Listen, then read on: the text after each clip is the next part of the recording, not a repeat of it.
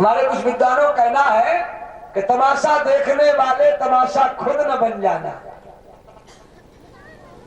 तमाशा तो देखो, उसमें से सार ले लो, लेकिन खुद तमाशे मत बन जाओ। और आप जरा भी अपने स्थान से गिर गए, अंते मति सागति, चाहे आप कितने बड़े संत हो, चाहे कितने बड़े विद्वान हो, साधक हो, अंतिम समय में आपकी मति जिस प्रकार की रहेगी उसी प्रकार की गति प्राप्त हो। पहुंच जाए फिर भी भक्त ही रहेगा। पशु पक्षी की योनियों में भी पहुंच जाए तो भी भक्ति समाप्त नहीं होती। इसलिए भजन कभी व्यर्थ नहीं जाता।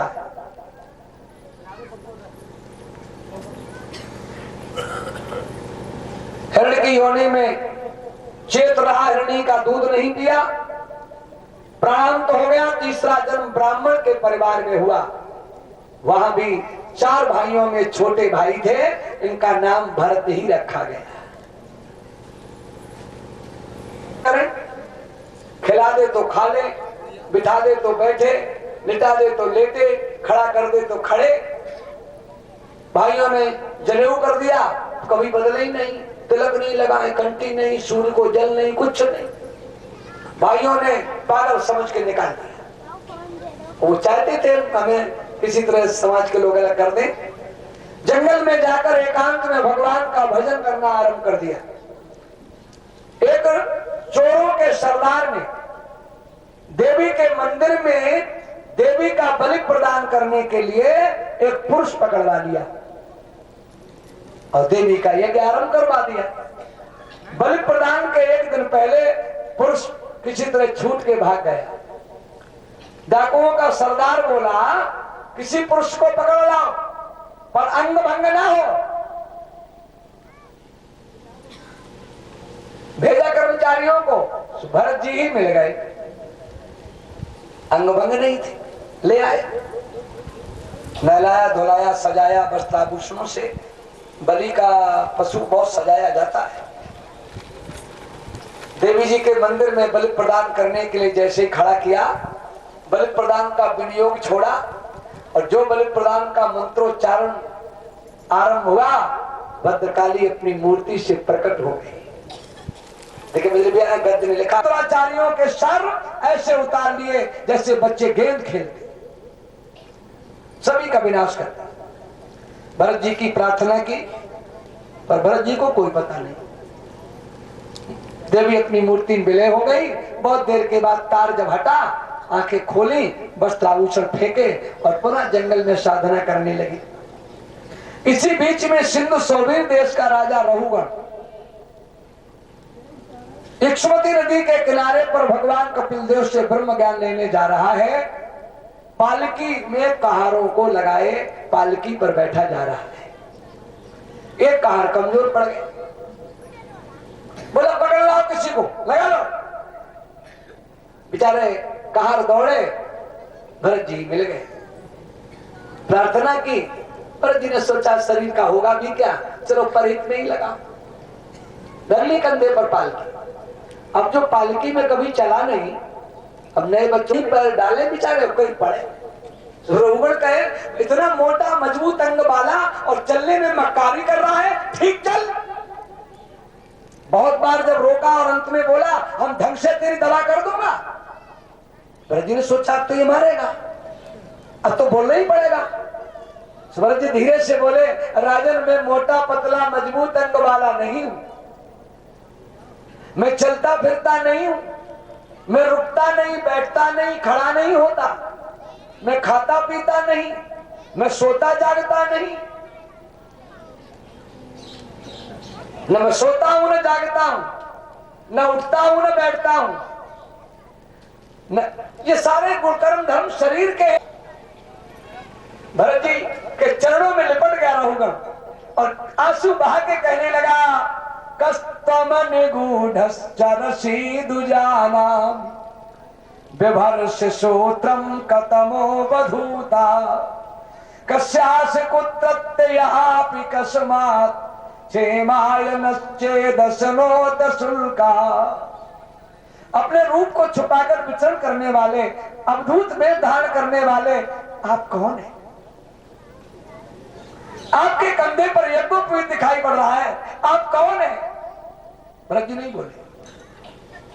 रघुवर बोला, हमें त्रैलोक में किसी का डर नहीं लगता है, केवल एक का डर लगता है, ना हम विशंके सुरराज वज्रात, न त्रयक्ष शूलात, न यमश्च दंडात, नारक सोमा नीलपित्त पाशात, संके भ्रशम ब्रह्म कुलावमानात। इसी का अनुवाद रामायण उत्तरकांड में है। गुरु के अपमान को देखकर भोलेनाथ ने श्राप दे दिया, अजगर की योनि को प्राप्त हो, 1000 बार अजगर की योनि मिले। भोले गुरु ब्राह्मण ने रुद्राष्टक के द्वारा भगवान शंकर की प्रार्थना की।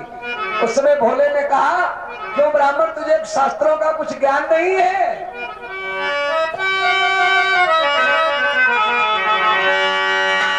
ब्राह्मण तुझे कुछ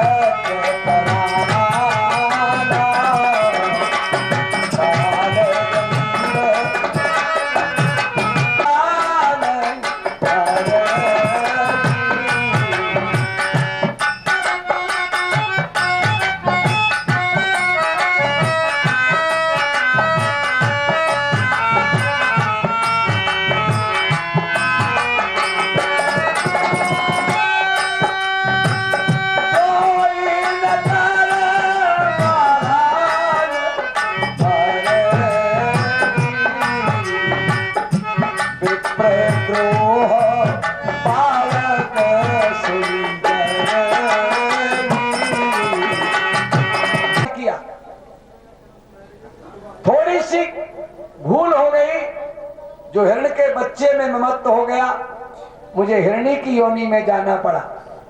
फिर भी मैं चेत में रहा।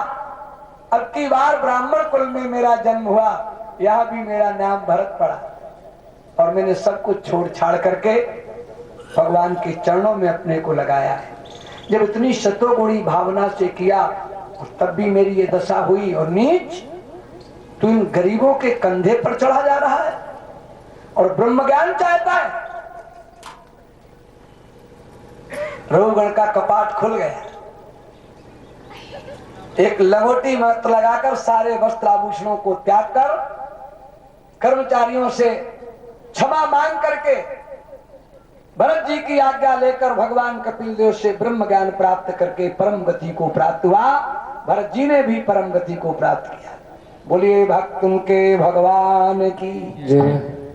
छुनाही मुनमन क्षोभ करत छन माही।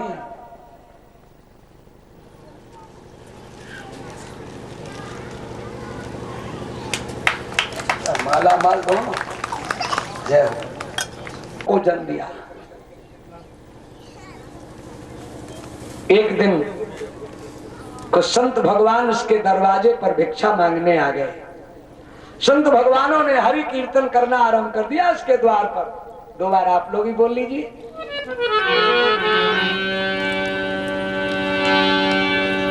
राम धुन लागी, राम धुन लागी, गोपाल धुन लागी। बोलो राम धुन लागी, गोपाल धुन लागी। राम धुन लागी, गोपाल धुन लागी।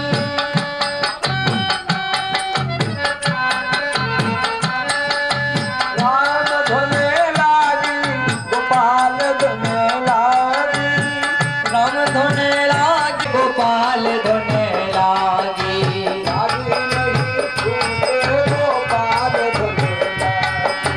लागी नहीं छूटे गोपाल धुन लागी। लागी नहीं छूटे गोपाल धुन लागी।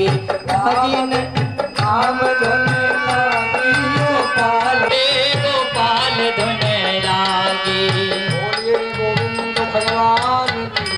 अपनी सारी वेदना बताई। मैं अधम ब्राह्मण